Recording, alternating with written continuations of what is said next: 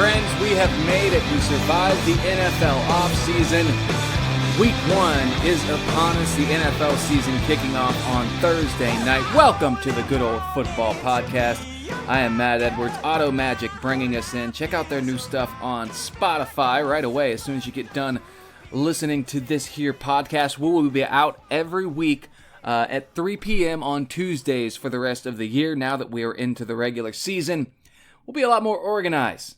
Episode 3, we're having fun. I appreciate everyone tuning in over those first, 11 days now since I fired this thing off, and appreciate everyone's feedback. It's been a lot of fun.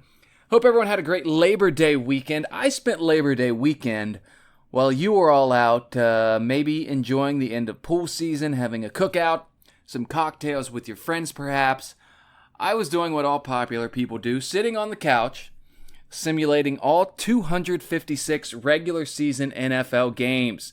Doesn't that sound like fun? I'm going to post all of them over on my Twitter account at Matt Edwards, as I do every single year. This is something I've done for a long time. Figured I would incorporate it into the podcast. We'll get started on Thursday, Bears-Packers. That's going to be fun. That's going to be great. Steelers-Patriots on Sunday night, and then a Monday night doubleheader, and of course everything sandwiched in between. They could start on Thursday night with the Bills-Dolphins, and everyone would pay attention, but they're nice enough to give us some good games, and that's fun. So I'm going to go through everything that I came up with. I'm only going to do a minute or two per division. I don't want to dive too deep into everything. One thing I did like about what I came up with is that it seems like every year about half of the playoff field overturns, and I tried not to look at other predictions. I tried to just do what I thought would happen and come up with everything, and sure enough, I had 6 of the 12 playoff teams from last year make it. I had 6 of the 12 miss. First off, I'll tell you the 6 that I have missing. And the one that I think everyone knows at this point, and probably felt different about 10 days ago, are the Indianapolis Colts. I think it's fair to say they will not make the playoffs. That's a tough division, and you lose Andrew Luck.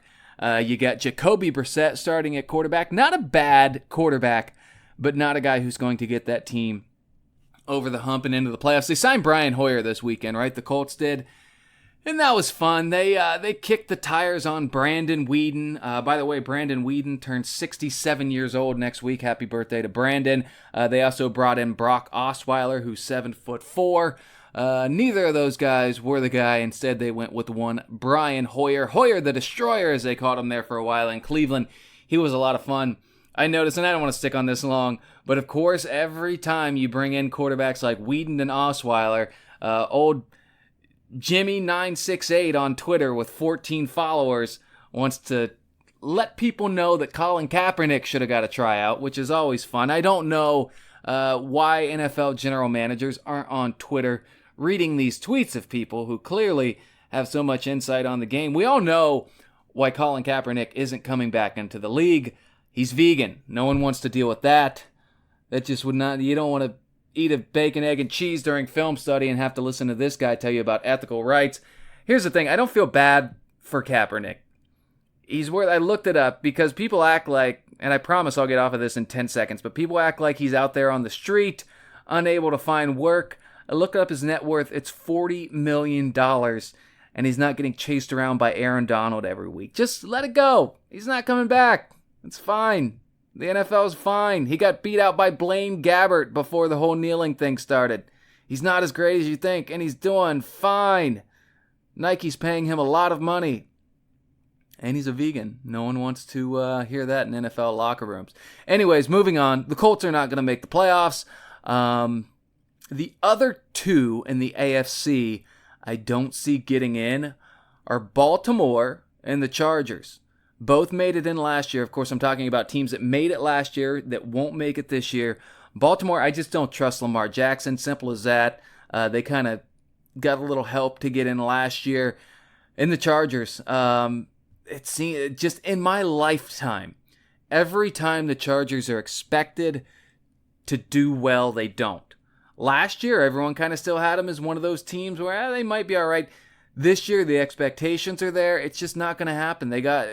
I just don't trust them. They've always been good. They've always, it seemed like, along with Peyton's Colts and the Patriots for the past 15 about 15 years, they've always kind of been in the hunt more often than not, but can never turn that corner. I think they let us down again this year. So in the AFC, I've got the Ravens, Chargers, and Colts missing. NFC picks, I'm a lot less confident in. I think the Bears missed this year. I think the Cowboys missed this year. And I think the Seahawks missed this year. All three teams made it last year to the playoffs. That Cowboys-Seahawks first-round wild card game was a good one. And I'll get into the picks. Cowboys and Seahawks, I have both having winning records this year and still missing. What that means is 6 new teams are making the playoffs, according to my insightful predictions that, of course, are going to be absolutely correct. I want to go through this. Let's see. In the NFC North, we'll do the divisions real quick. I won't spend too much time on them. I'm going to save the AFC North for last because I think it's the most appealing division. So we're going to start with the NFC North. I got the Packers at 11-5. I've got them winning that division. New head coach Matt LaFleur coming in, allegedly giving more control to Aaron Rodgers. I think they've got to figure it out with Rodgers, man. You can't have a guy of that caliber and waste most of his career. They obviously got the one Super Bowl and they lost one with him, but you got to figure out how to make it last while you can because he's not getting any younger. None of us are. Also in the NFC North, I've got the Vikings going 10-6. And sneaking in and getting a wild card spot. I say that with a lack of confidence because I feel a lack of confidence with it. But I've got them winning. This is one of those things. I couldn't go back on my predictions because I'm going through it. I really like Mike Zimmer. If you follow me on Twitter, you know I think he's one of the more underappreciated coaches in the National Football League. And as I'm going through, there's a Vikings at Seahawks Monday night game this year. And I told myself, you know what? It feels like a game Minnesota can go in and get fired up and pull off an upset. And then as I'm going through and figuring out who makes the playoffs, I realize that's the game that will put the Vikings in over the Seahawks in the playoffs. So in the NFC North, Packers in at 11-5. Vikings make a wild card at 10-6. Bears 7-9. They fall off a bit. I'm just not all in on Mitch Trubisky. And the Lions are trash. We all know that. 4-12. Matt Patricia will be lucky to still be the head coach there this time next year. I mean, what a goofball that guy is. I mean, just telling the media to sit up straight, and then he comes in there looking like he's been on a 4-day bender. I mean, that guy. Have any of Belichick's assistants really done all that well? I mean, Bill O'Brien, but for the most part, I mean, Romeo Crennel did not work out as a head coach. Charlie Weiss when he went to Notre Dame didn't work out. We'll see what Brian Flores does in Miami. And there's been more I just can't think of at the current moment. Josh McDaniels, I felt like in Denver didn't really get a fair shake. I felt like he did what he could. He maybe just was a little bit too much for that organization at the time. They're a strong organization up top, and he is an alpha male. He turned down the Bengals for a head coaching interview this offseason, so looks like he'll be the successor. All right, let's stay on task here. So Packers, Vikings making it out of the AFC North, or the NFC North, excuse me. In the NFC East, we all know this. It's all about Carson Wentz with the Eagles. If he's healthy, I think we all agree they make the playoffs. I've got them going 11-5. That assumes he stays healthy. Cowboys, 9-7, but they missed the playoffs. I think they're there. We'll talk about Ezekiel Elliott in a little bit after I get done with this. He should reach a deal maybe by the time this is released in just a couple hours. Redskins 7-9, Giants 6-10. I picked the Giants to make the playoffs the last 2 years in a row, and they have let me down. And 2 years ago, remember, they made a lot of offseason moves that a lot of people thought they would do well, and boy, they have been in the dumpster since then. In the NFC West, no surprise there. I've got the Rams winning it at 12-4, Seahawks at 10-6, but missing. The Vikings get in over them. How brutal would that be to go 10-6 and miss the playoffs? And look, I go through and I simulate all these games, and I try not to go back and change anything once I see the standings. I got the 49ers going 3-13. I know that's not right. I know that if Garoppolo's healthy, they're at least like a 7-9, 8-8 team. It's just what I have. They have a tough schedule. Cardinals 3-13 last week. I talked about them. I just think they are on the downswing. I think they, along with Indianapolis, might kind of go into the tank as the Browns have been these past few years. Of course, now the Browns will get to them. They might not lose a game for the next 10 years. NFC South. I got the Saints winning at 12-4. I've got them winning that division. The Falcons are another team that I'm always high on. I had them with the best record when I predicted this stuff last year. This year I've got them at 11-5, making it into the playoffs. They seem confident. They should be. I mean, they've got the team. They've got the best receivers, I would argue, in the NFL. I mean, Julio's going to get extended. If not, he should be... he's going to be fine. We all know Julio Jones is going to be fine. So Saints 1 at 12-4, Falcons 11-5, and then Panthers 5-11, Bucks 6-10. Into the AFC. So the playoff teams that I have in the NFC: Saints 1, Rams 2, Packers 3, Eagles 4, Falcons 5, and that final wild card going to the Vikings. In the AFC South, I've got the Texans at 11-5, winning that division. Jaguars 8-8. Titans 4-12. The Colts kicking the tires on Brandon Weeden, also going 4-12. The Titans at 4-12. I know they've been better under Mike Vrabel. It's one of those things where the same thing I went through and I saw it, but man, they've got a tough schedule. I think Jacksonville bounces back a little. It'll be interesting to see what Nick Foles does there. But that division as a whole, it's tough. Texans, Jaguars, and Titans, all three could probably make a run at it, but you got to go with the Texans. I mean, they're clearly all in after the moves they made over the weekend. In the AFC West, no surprise, I had the Chiefs missing the playoffs last year. That was definitely my biggest whiff. I did not think Patrick Mahomes would come in and light the world on fire as he did. Remember, coming into last year, Patrick Mahomes had one NFL start. Turned out all right. I've got them at 12-4. Broncos 9-7. Chargers 9-7. I told you I think the Chargers will miss the playoffs after making it last year. More on the Broncos in a second. I'll tell you, I think they sweep the Chargers. Raiders 4-12. Raiders have a tough schedule. I know no one wants to pick them because they've been so bad, but they're not getting any breaks. They're going 4-12 in my estimation. I have the Patriots going 3-13, or 13-3. 3-13, would that be something? 13-3 for Tom Brady and company. Their schedule's not that tough. Of course, that division always helps. At the bottom, I've got the Dolphins at 3-13. That's what I was looking at there. I've got the Jets going 10-6. That's probably my biggest surprise on here. Bills at 8-8. So again, Patriots 13-3. They will be the number 1 seed. Jets at 10-6. More on them. Bills at 8-8. Dolphins at 3-13. Boy, I hope this isn't as boring as I feel like it is right now. If it is, hang with me. We're almost through it.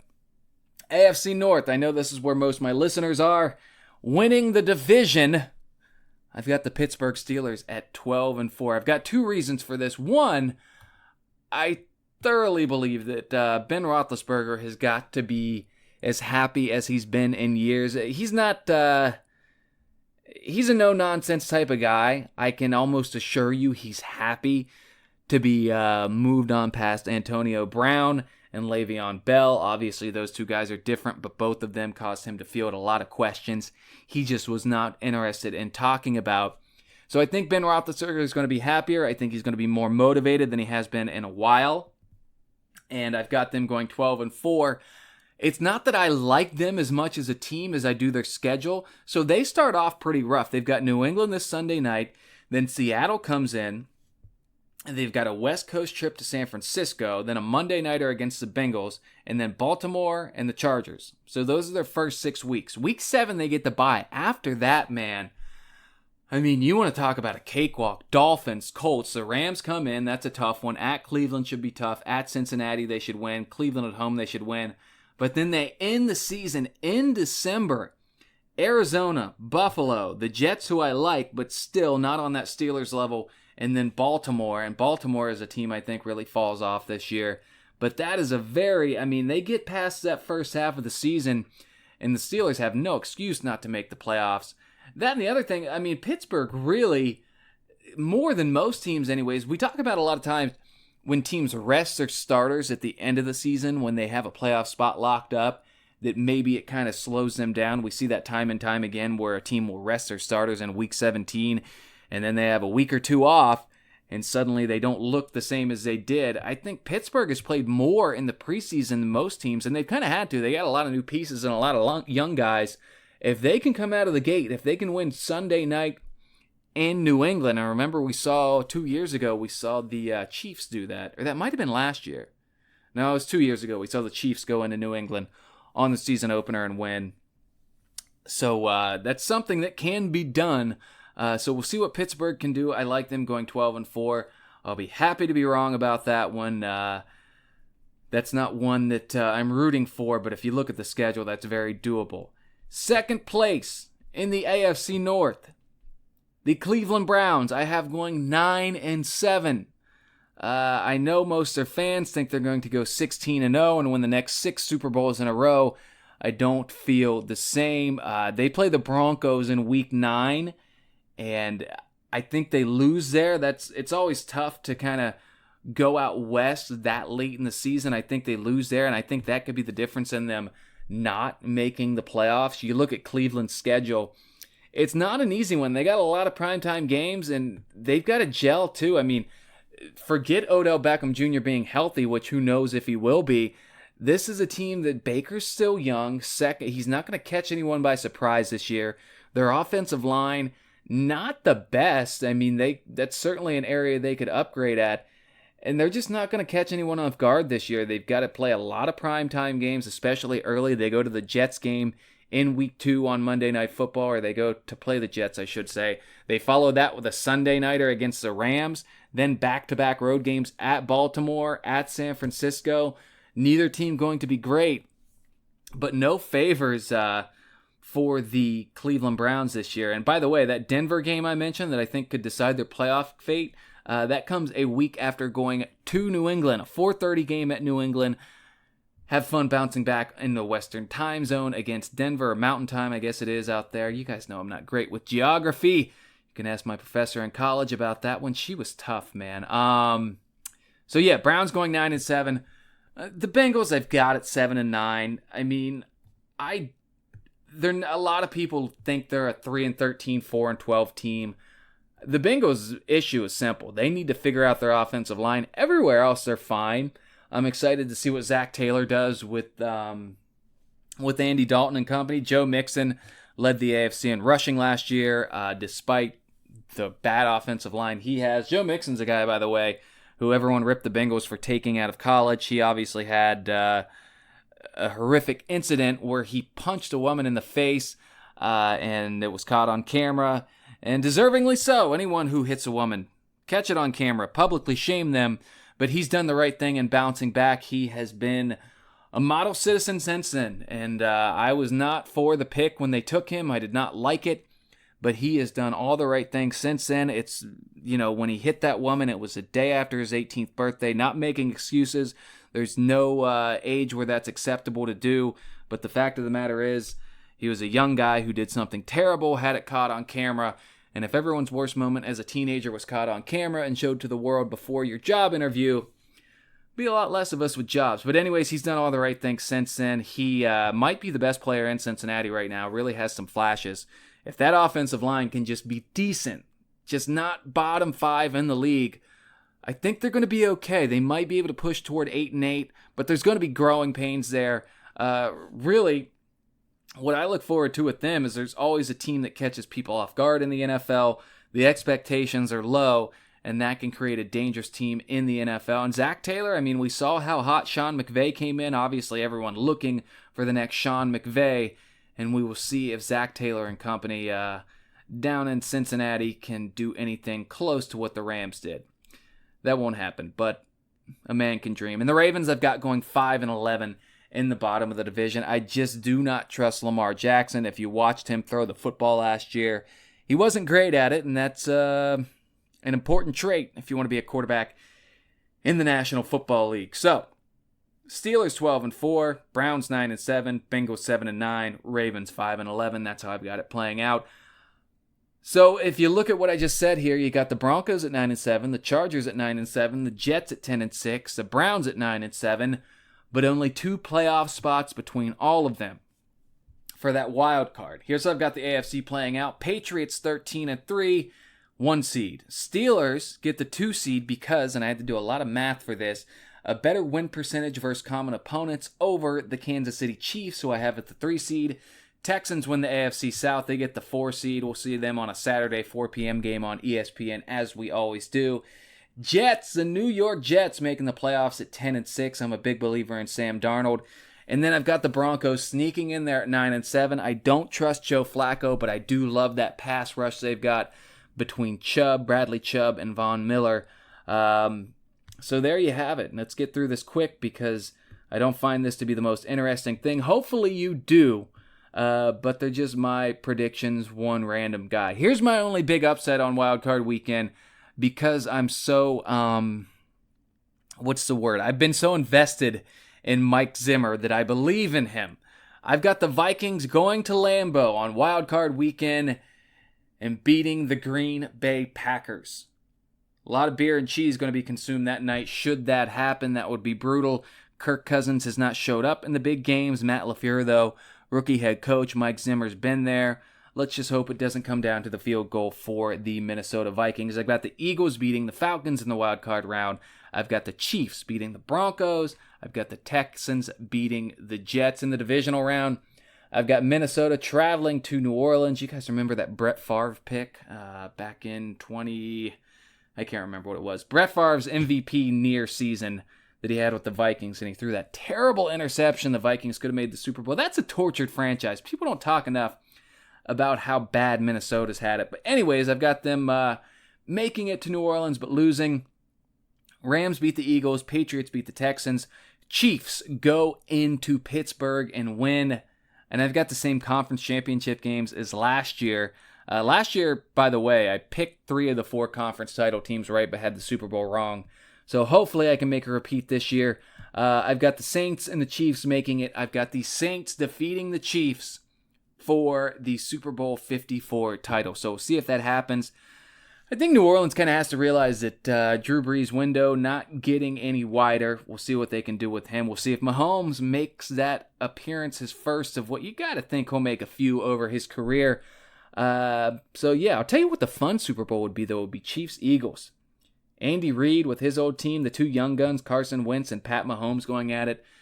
That would be fun, but that's not what I have. We'll see how it goes. I'll probably be wrong. That's okay. Everyone's wrong. After I got mine done, I looked at Peter King's. I think he also has the Chiefs Saints in there. So, old PK and I, right there together. As you can hear me typing, I'm going to look it up and make sure I am correct. Peter King, an Ohio University graduate. I am an Ohio University transfer. So we have, a few things in common. Oh, Peter King also picking the Packers to win the NFC North. So I'm glad I'm not alone there. We've seen them disappoint recently. And I'm not going to give away his stuff. Check it out on the Pro Football Talk. He's always fun. I'm trying to find it here. You can tell that I am trying to slow down, procrastinate a little bit. But I can't find it. I can tell those are the 2 teams he has in there. I cannot tell. Maybe he didn't say who he thinks is going to win. Oh, he's got Kansas City winning. So I've got New Orleans winning. That makes me feel better. That'll be fun. He's got his MVP predictions in here as well. That will be interesting. Can Pat Mahomes win it again? He's got Jacoby Brissett finishing 3rd in the MVP race. How about that? Goodness gracious. Wouldn't that be something? They don't have a terrible team around him. Maybe, I don't know. Maybe I underestimated them. See, this is why I don't look at that stuff beforehand, because then I'll start second-guessing myself, and you got to believe in yourself if you want to do meaningless predictions leading up to the NFL season. So that'll be fun. Those are my things. I will post them all on Twitter at Matt Edwards. You can check them out on there. Been going for 23 minutes on that. I appreciate you guys hanging in there with me. The Cowboys extended La'el Collins this morning. Be curious to see if they get Ezekiel Elliott done this week as well. Look, I went to Ohio State. Zeke went to Ohio State. I hope the best for him. I like watching him. He's one of the best, if not the best, running backs in the NFL. But I just don't get how you make these demands, right? Like 2 years ago, he got suspended 6 games. This year, he's in Vegas getting in a little scuffle, which is fine. I'm all for that. I think if you go to Vegas and don't get in a little bit of a scuffle, you probably did not do Las Vegas right. However, Zeke telling he wants to be the highest paid running back in the league after 3 seasons in which he has not necessarily been a model citizen. He had that incident at the parade. It's bold, man. If anyone wants to go into their boss and tell them you're not coming to work until you get a raise, please record it. Record that conversation. You might get fired, but I'll put it on the podcast, and that would be an interesting thing to do. We would have a lot of fun with that. But Zeke, I think, is going to get extended. According to Adam Schefter and the powers that be, It sounds like they're on their way there. We'll see what that does for the Cowboys. Like I said, I've got the Cowboys going 9-7. If Carson Wentz gets hurt again, you got to think the Cowboys can figure out a way to slide in there and make themselves a contender to win that division. And Dak, I mean, we'll see what happens with Dak. That's going to be a lot of fun. I've said this before, not on this podcast because we're only 3 episodes in. I don't think I've really talked about the Cowboys much at this point. To me, Cowboys fans will not like this, but to me, Dak Prescott is a more clutch version of Andy Dalton. Think about it. Andy Dalton, first 5 years in the league, he made the playoffs. Why? He had a very good offensive line in front of him. He had some very good players around him. A.J. Green, of course, who now is injury-prone himself. Cedric Benson, who unfortunately passed away in an accident recently. Cedric Benson, you look at what he did in, I believe it was the game against the Jets. He had like 180 yards on 25 touches, and they just kept trying to get rid of the ball through the air. But anyways, I think Dak Prescott is a little bit better version, at least in the clutch, of Andy Dalton. We look at what happens with Andy now. He got a terrible offensive line in front of him. They had that whole fiasco where they drafted 2 offensive linemen in the first 2 rounds in 2015. Let Andrew Whitworth walk. Those 2 offensive linemen they drafted, now gone, and they are in an absolute tailspin at offensive line. They took Billy Price last year.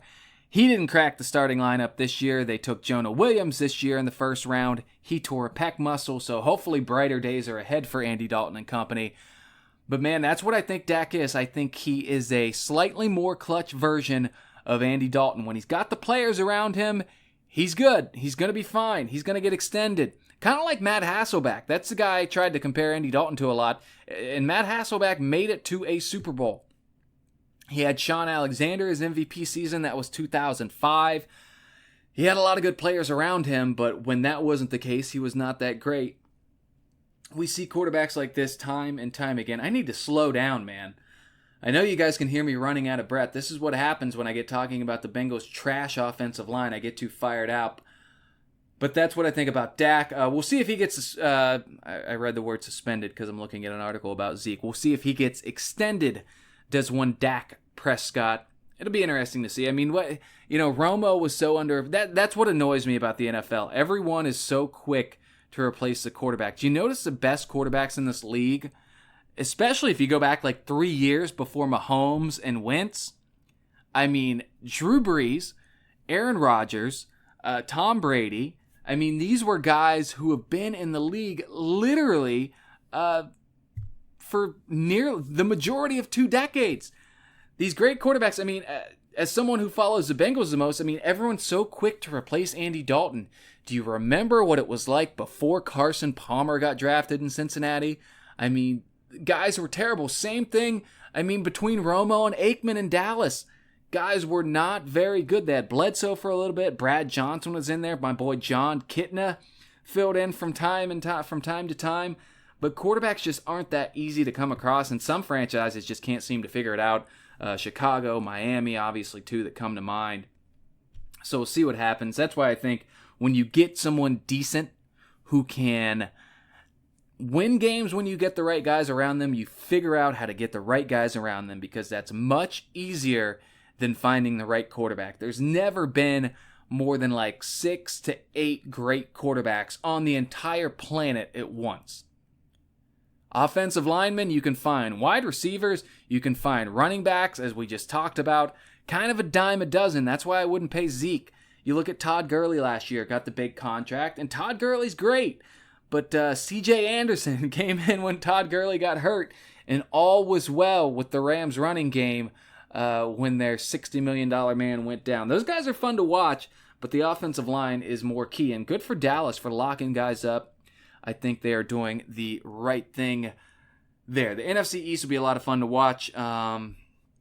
See what Dwayne Haskins can do should he get the shot. You have to imagine at some point he will. Although, I don't know. Case Keenum's not too mighty terrible. I've got the Redskins at 7-9 this year. People forget they didn't start off that bad last year either. The Redskins, I think, at one point were 4-1. And I think they were still in the playoff hunt before Alex Smith went down with that gruesome leg injury. Alex Smith's another guy who's had a nice bounce back after he went to San Francisco. Again, there's another good example of those quarterbacks who go into bad situations. Before Jim Harbaugh got to San Francisco, I mean, they had been in the dumpster for quite a few years.